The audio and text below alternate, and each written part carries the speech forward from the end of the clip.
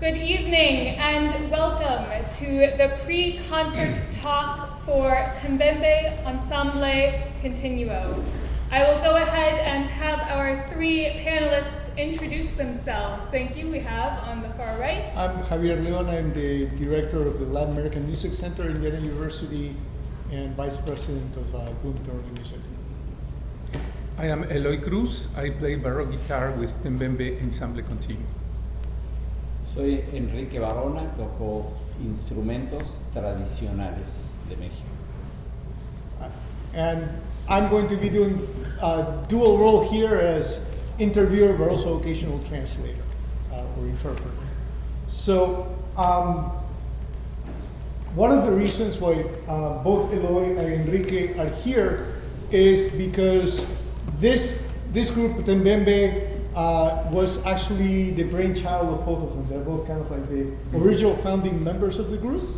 And so I think to start, para empezar, I was wondering if you could tell us a little bit about how did this came to be? How did you come together and started the group?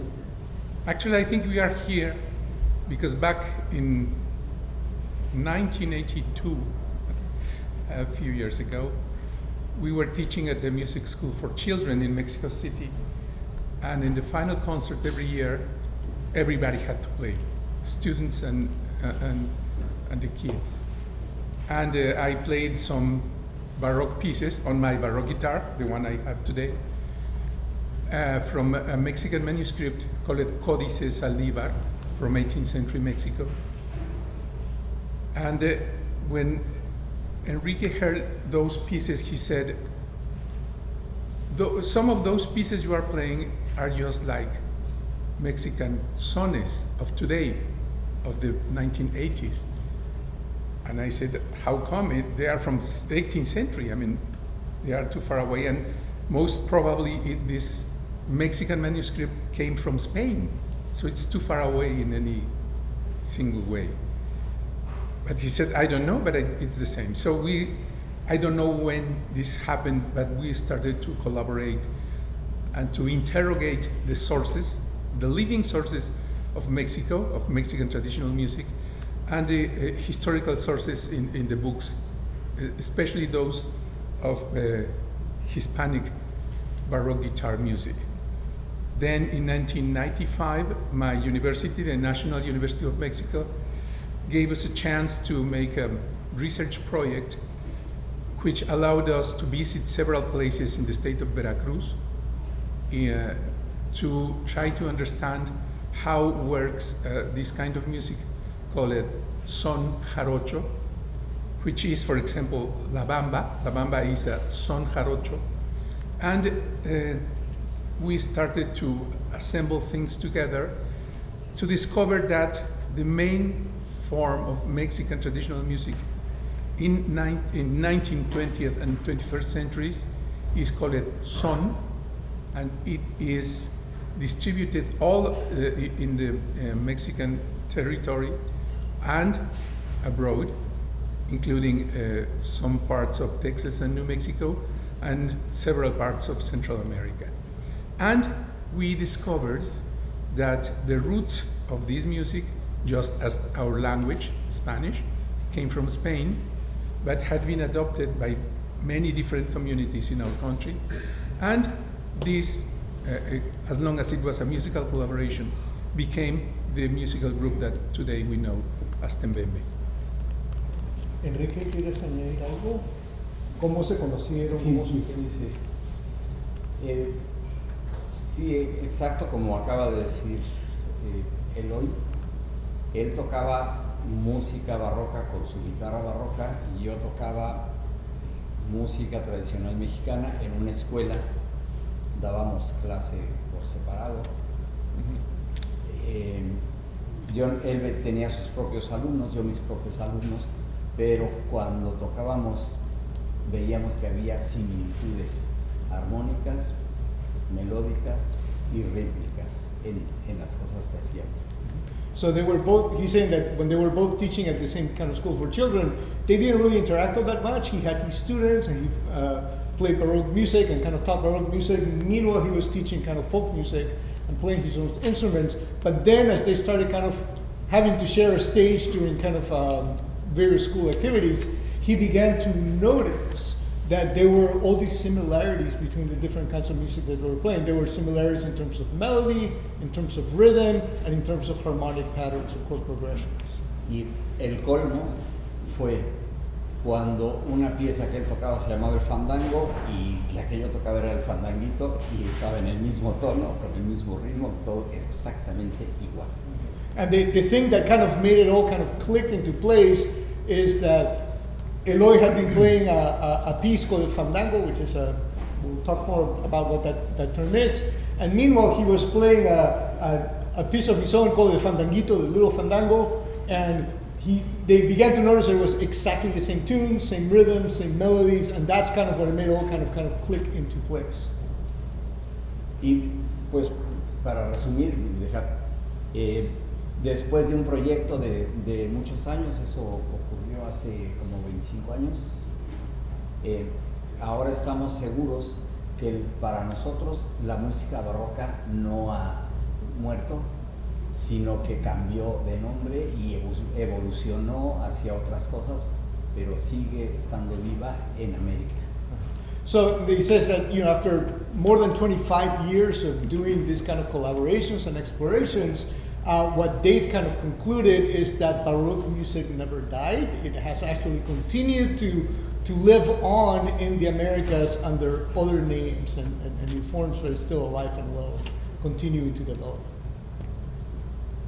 Bueno, sí, el trabajo lo que vamos a escuchar ahora es una muestra en la práctica, porque hay mucha gente que hace teoría, que teoriza sobre las similitudes y sobre cómo la música barroca se convirtió en música tradicional, pero nadie se atrevía a hacerlo en la práctica. Y nosotros fuimos los primeros en hacerlo. So what you're going to hear tonight is actually this really remarkable moment where theory is actually being put into practice, right? So musicologists, people like me, have been kind of theorizing about the potential connections between all of these different, contemporary repertoire and old repertoire. But they were the first group to kind of pioneer this idea that it goes, okay, well, let's put it to the test.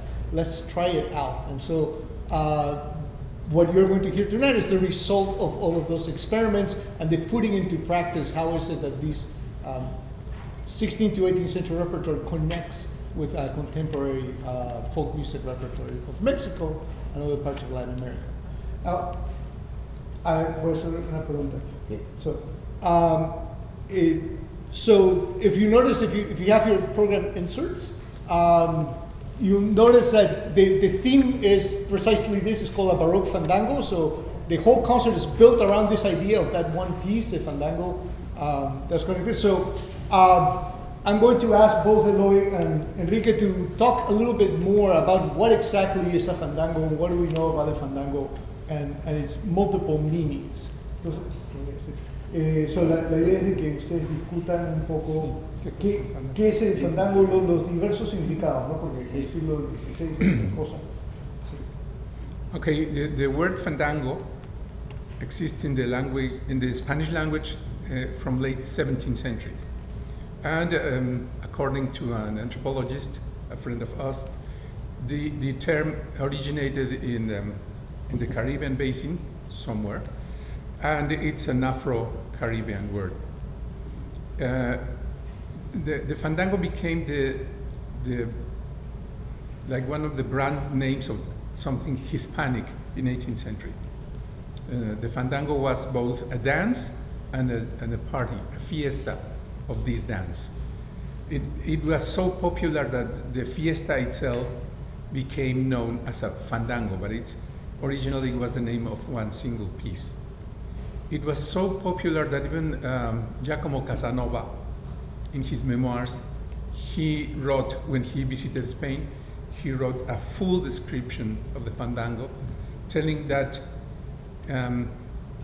it was like a ritual of the approach of a woman and a man, and it tells the story of this boy who meets this girl, and it comes from the very beginning to the very, very end in terms of Casanova. So obviously it was not a very fast dance, but it was a very sensual dance.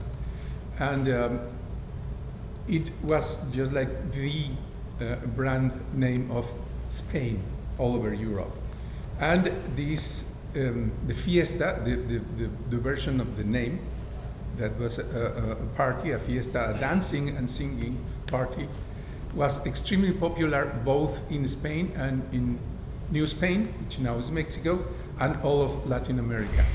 There are many dance teaching books that instruct people how to behave in fandangos to avoid fighting, because they were challenging each other to dance in this way or that.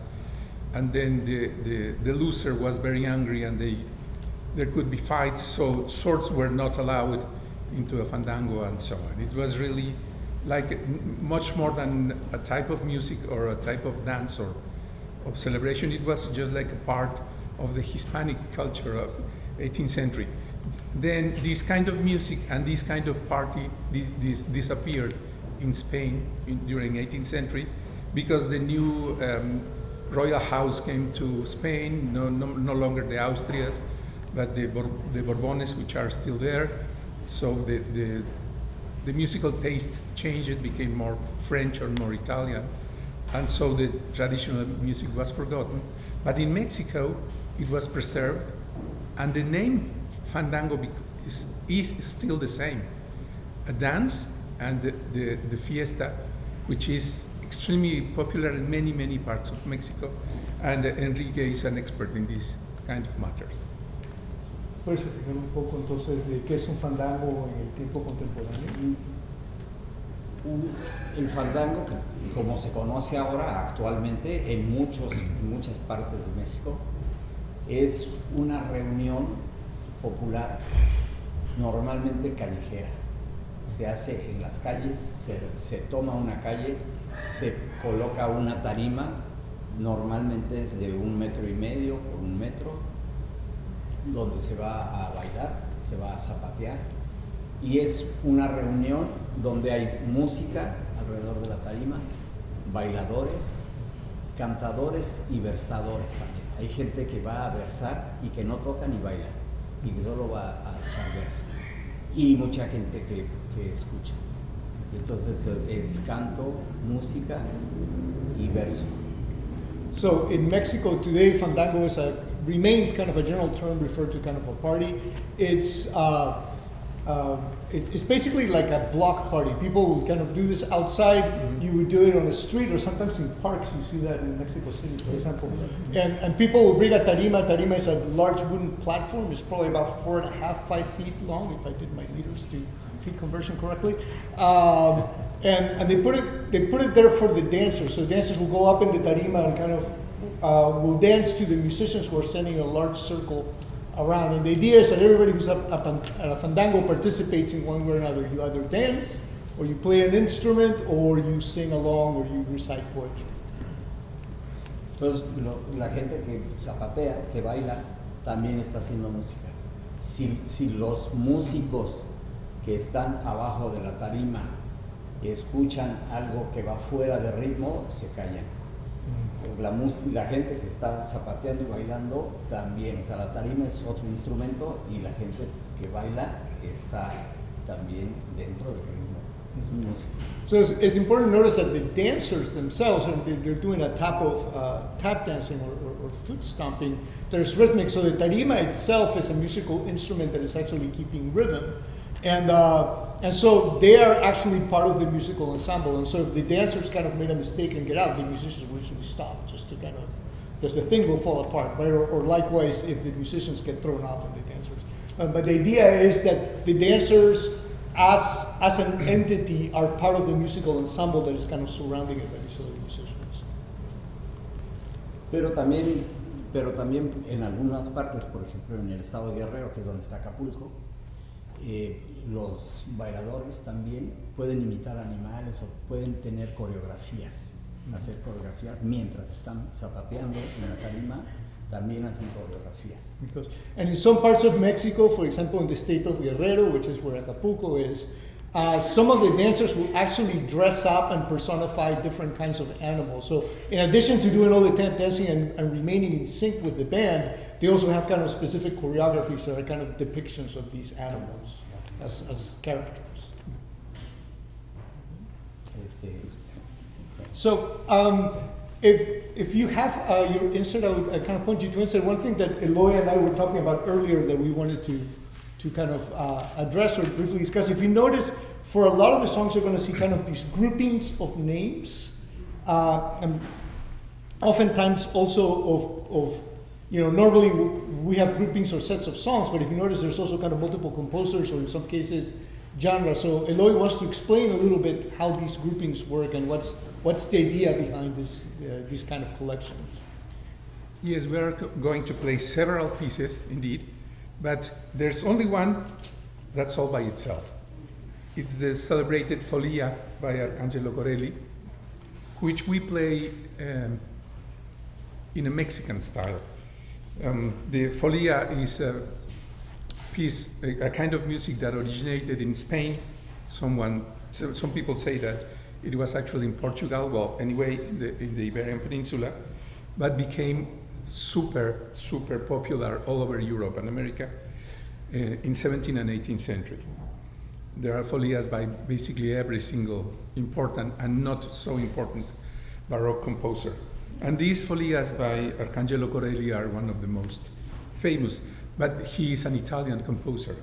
So we decided to play this kind of music, and Ulises, our violin player, when he heard it, he said, this sounds like son huasteco. Son huasteco is the version of Mexican traditional music in this region, not far from Texas, called the Huasteca region. So that's the only piece that is by itself. All of the other sets are actually groups of pieces that are together.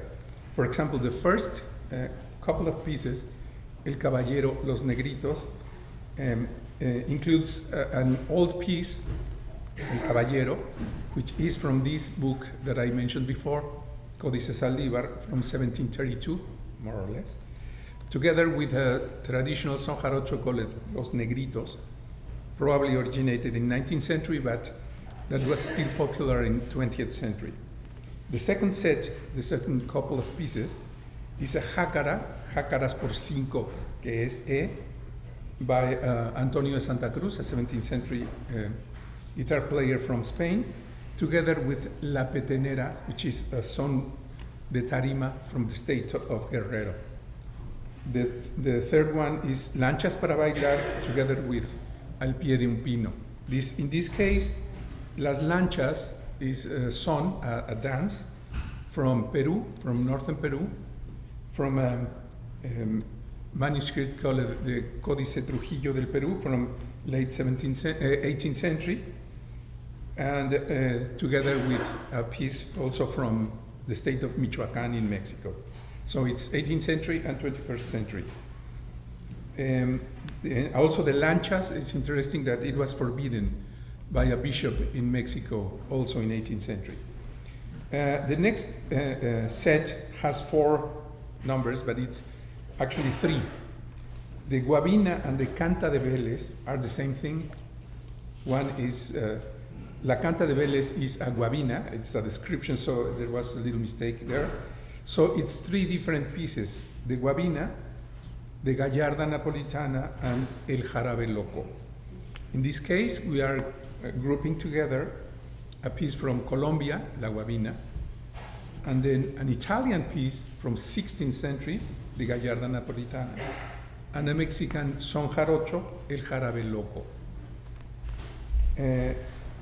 Then una giga de Corelli, also by Arcangelo Corelli, and el arrancazacate from Mexico. And finally, there's a mistake there. The malagueña calentana is not supposed to be there. Our final piece is made of 2 different pieces, Canarios and La Iguana. Canarios is a very, very famous piece by a Spanish composer, Gaspar Sanz, and it's together with a son jarocho called La Iguana. And why do we put these pieces together? Not because we love them. Why don't we put them together? No.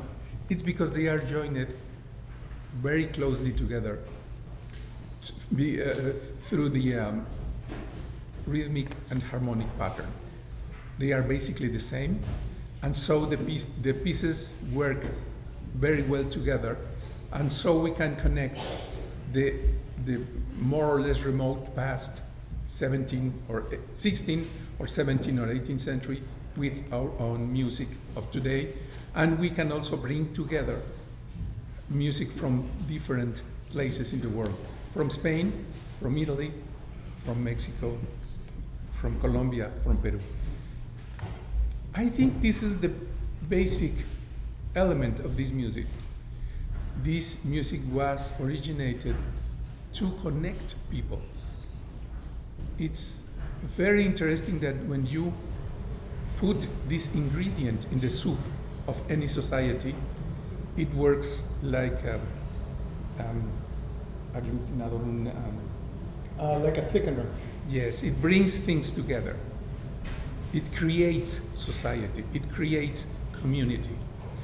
It was very interesting that Enrique started a son jarocho workshop in the city of Cuernavaca, and suddenly there was a big group of friends who were very happy to make son jarocho, and we created a community that was alive for many, many years, and we were congregated because of the son jarocho. So he had a very big mailing list all throughout the state of Morelos, and he once made a very big mistake. He sent a love letter to his girlfriend, but to the group. Oops, it was a big problem. But we were connected in many different towns in the state, and we met once every month, and we were all friends. I think this is the basic thing of this music and of this project. We bring together things that seem to be not so close or not connected, but we discovered that they are the same, and they create like the social tissue that is basic to our communities. So I'm gonna ask Enrique now to talk a little bit about, so as Tembembe has been expanding its exploration beyond Mexico, what are the, how has he kind of learned to kind of incorporate instruments and genres from other parts of Latin America, and how this has worked as part of the process? Entonces, conforme Tembembe ha ido expandiendo más allá de México, ¿cómo has ido aprendiendo e incorporando instrumentos, géneros de otros lados? Nos hemos dado cuenta que no solo en México existe la música barroca, todavía que está viva, sino que en todos los lugares a donde llegó esta cultura que trajeron los españoles, a todos los lugares donde llegó la guitarra barroca y donde llegaron los versos, donde llegó la décima espinela, a todos esos sitios ocurrió lo mismo. La gente la adoptó y la transformó y empezaron a tocarla como dice Eloy, con sus comunidades. So he said that they began to discover that Baroque music wasn't only alive and well in Mexico, but it had also been alive and well in pretty much every corner in the Americas, where a lot of these songs and these poems had kind of been able to reach. And so the more they looked into other parts of Latin America, they began to find correspondence, that sometimes the same text would show up with the same melodies.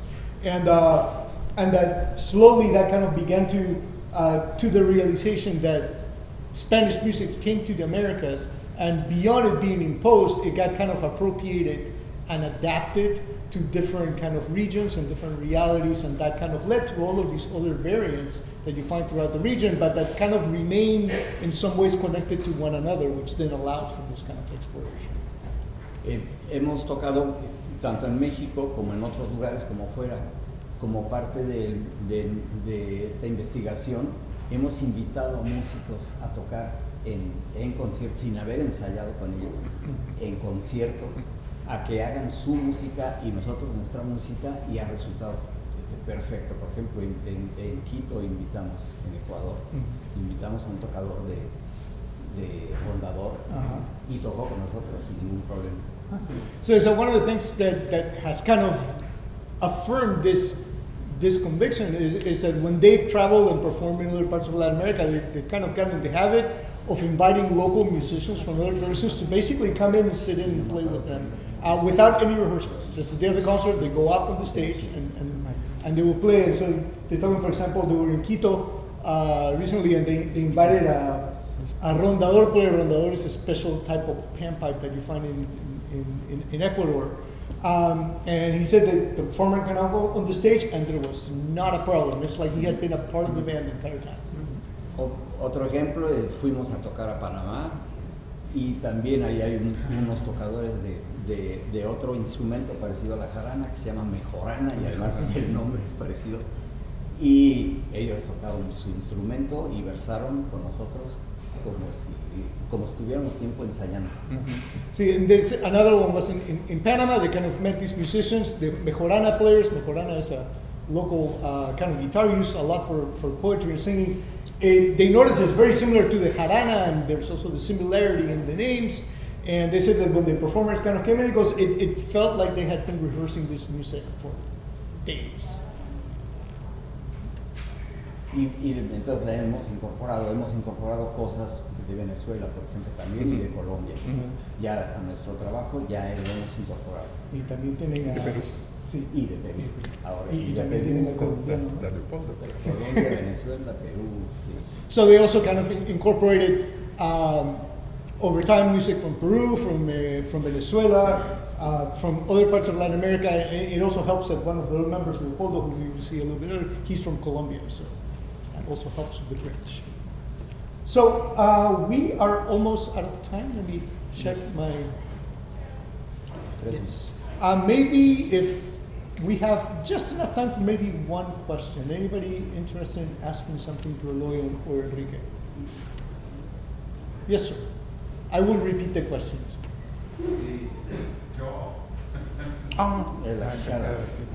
You want to know about the jawbone that's sitting back there?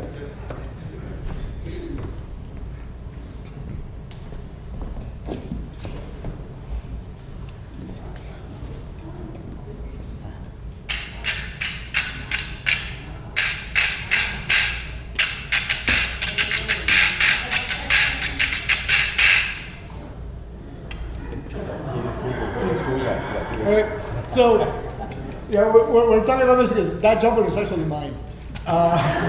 Because as you can probably imagine, trying to get through U.S. Customs carrying an animal bone is pretty difficult. So yeah, about 4 days ago, I got a text from Leopoldo saying, "Do you have a jawbone we can borrow?" I had two. So, but yeah, it's an instrument that you find in a lot of parts of Latin America, especially in places where we have communities of African descent. And it is used in many different ways, but usually variations of what you saw Enrique do, which is it acts both as a rattle when you hit the side and the teeth just kind of shake in between, but you can also use it as a scraper by rubbing a stick or sometimes a bone across the teeth. And yeah, you will find this in Mexico, in Peru, in Venezuela, in Colombia, in Brazil, in different parts of the Caribbean, in slightly different forms. En México se toca con un pedazo de cuerno de toro. En Perú antiguamente también. So in Mexico, they still play with a piece of horn that has been kind of honed down and shaped, kind of like a plectrum, like the picks that you would use in some guitars, which those used to be used in Peru, but they kind of stopped using them. For a while, people switched to huesos de carnero, ram. Lamb ribs. Nowadays, you go to your favorite Chinese restaurant and pick up chopsticks and use those because the wood is really hard. It actually works really well. In fact, we've got some of those back there too. Well, thank you so much. Eloy and Enrique need a couple of minutes to kind of get ready for the concert, so we'll take a short break and we'll be back very soon. Una pregunta más de un señor hasta allá atrás. Oh. Ya no hay tiempo. Yeah, no, I think. Okay. So, thank you so much for joining us, and we'll be back very soon. Please help me thank you, Eloy and Enrique. Thank you.